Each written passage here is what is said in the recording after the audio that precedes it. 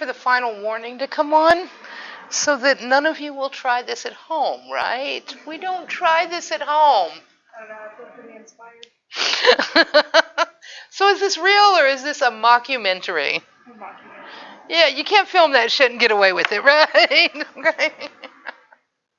So this is done in that document, and it hits documentary just like Coos did over and over, hitting that musical genre just perfectly. He hits the directors here hit the documentary feel over and over. Everything from, that camera moving, that moment when he says, and yes, so please don't do it at home, right? That moment when he says he's an oppressed person, and we've got the interviewer, the filmmaker, says, but dude, no, right? You get that moment where, somebody who's supposed to be silent just can't help but interrupt. So even that creates that feeling there.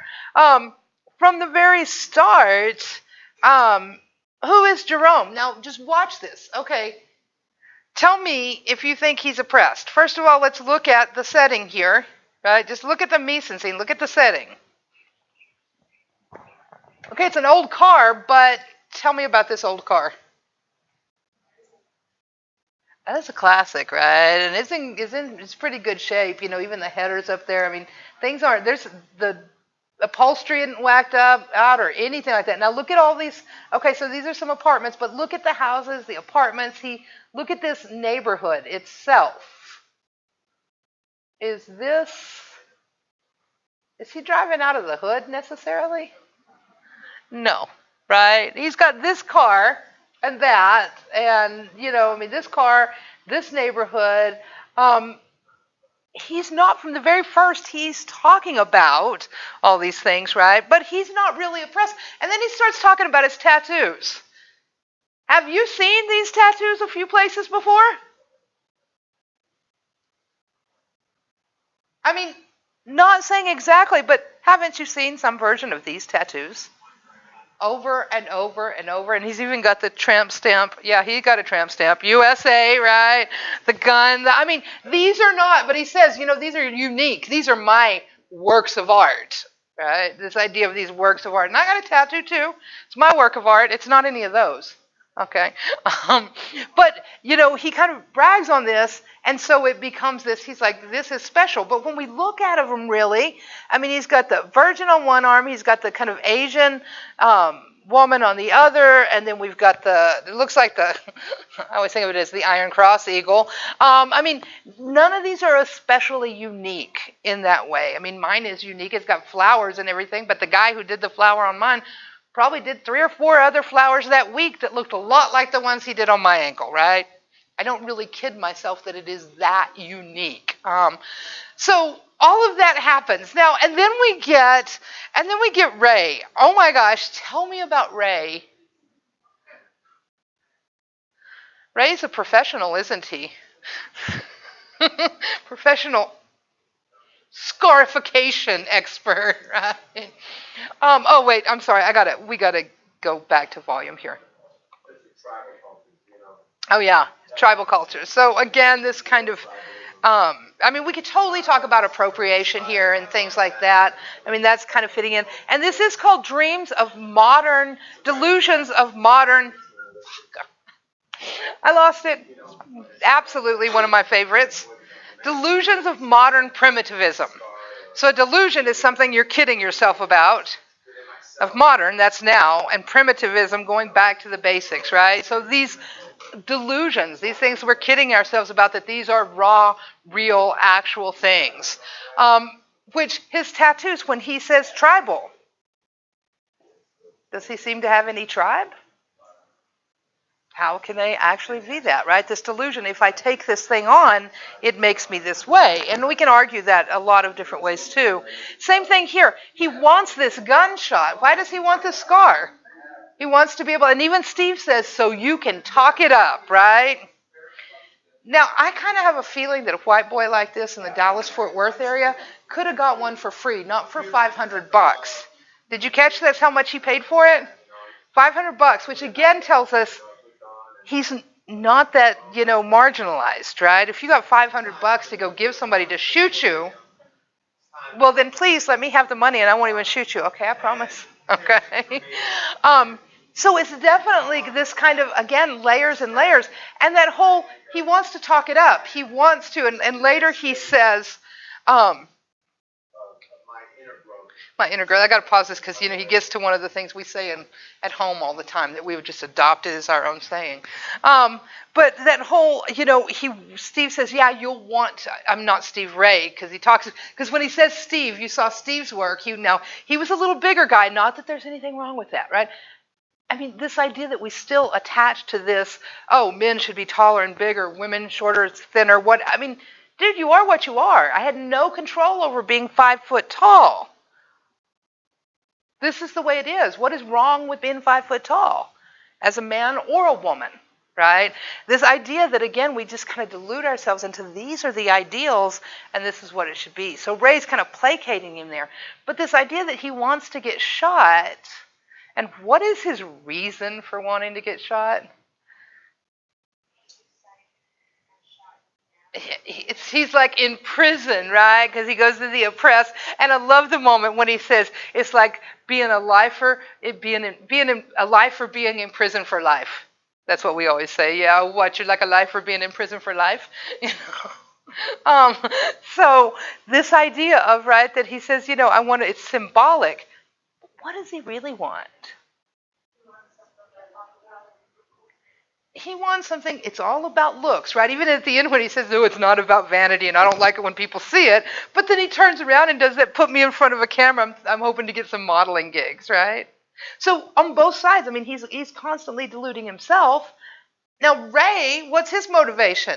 At the end there, why does he laugh when he sends him off? That's a great moment. I love so many moments of watching y'all watch this.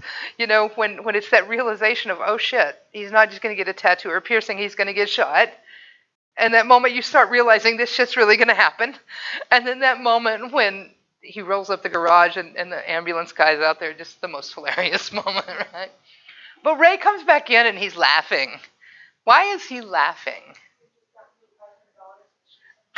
No shit, right? Part of it's that anxiety. You ever done something really scary? Or, you have that near miss in traffic scared and you realize I could have died.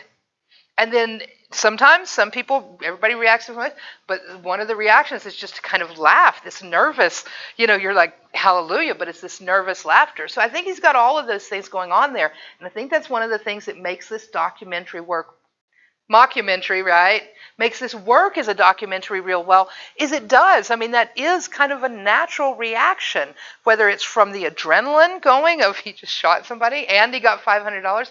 But then Ray says at the end, and we'll come back to Jerome here because he's so profound. He's so very profound. He's a lifer in prison for life, doing life.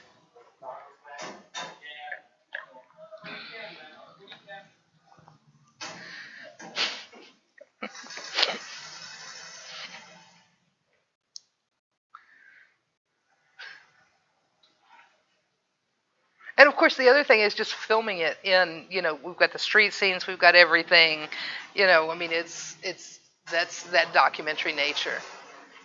And notice how the camera doesn't stay just perfectly even. So using handheld.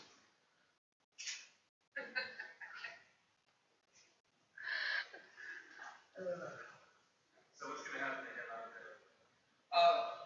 He's fine, man. They're going to take him to the hospital and hook him all up. They'll take care of his pain, put some stuff on it. Booker's good. It's right down the street, so he'll be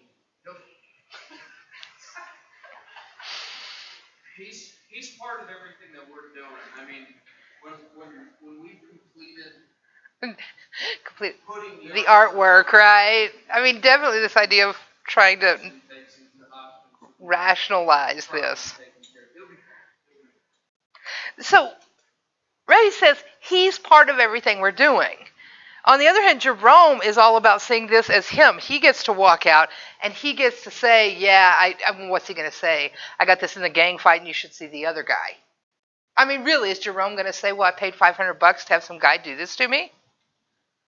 No, that's not going to happen. I mean, really, what he wants is he wants the street cred. He wants this idea of this, but he's not that. And so having to buy it is this delusion, right?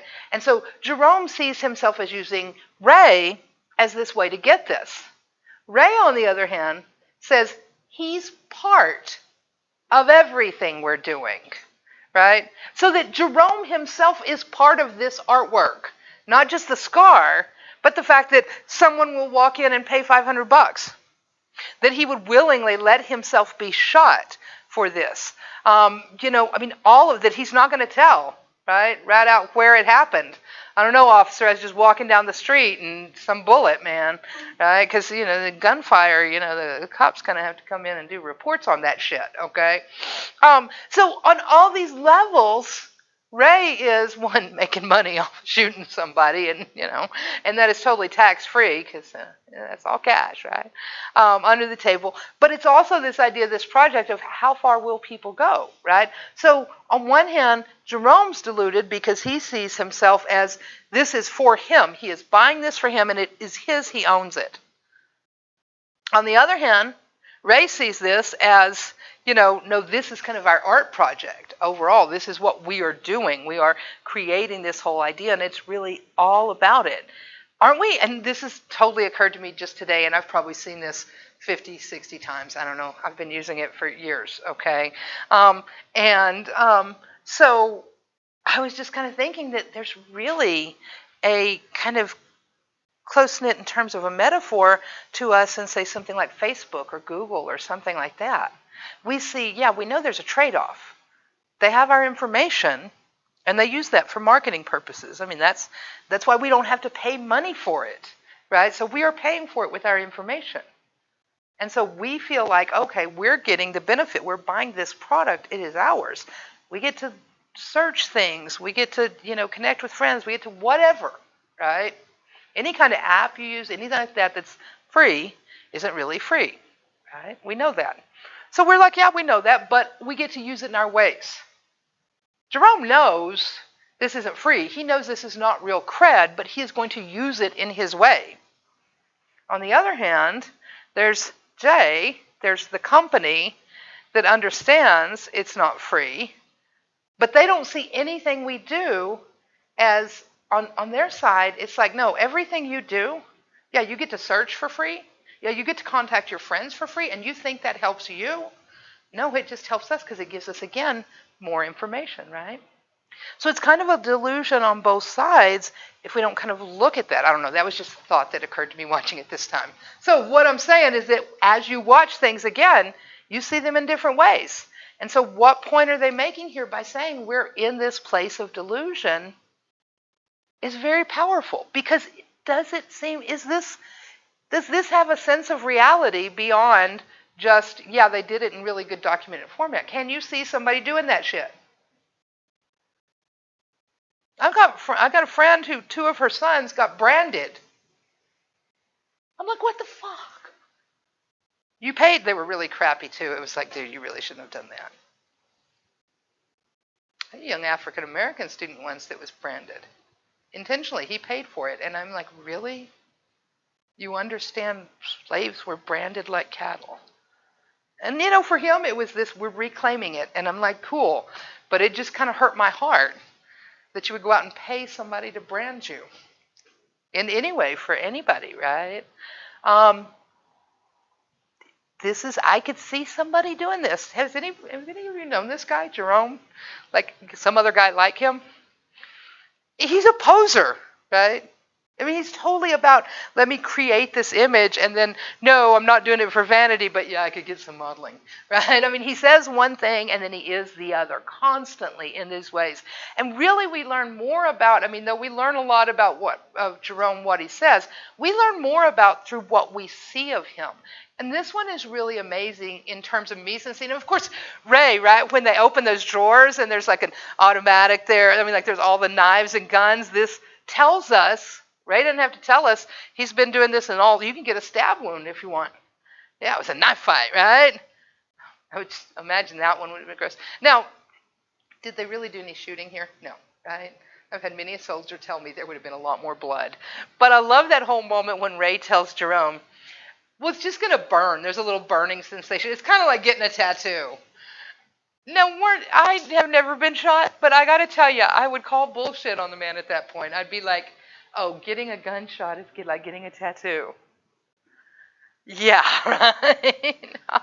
And then he just buys into it. And that moment where, too, at the end, when, of course, Ray says he's going to go on 3 and he goes on 1. That's great.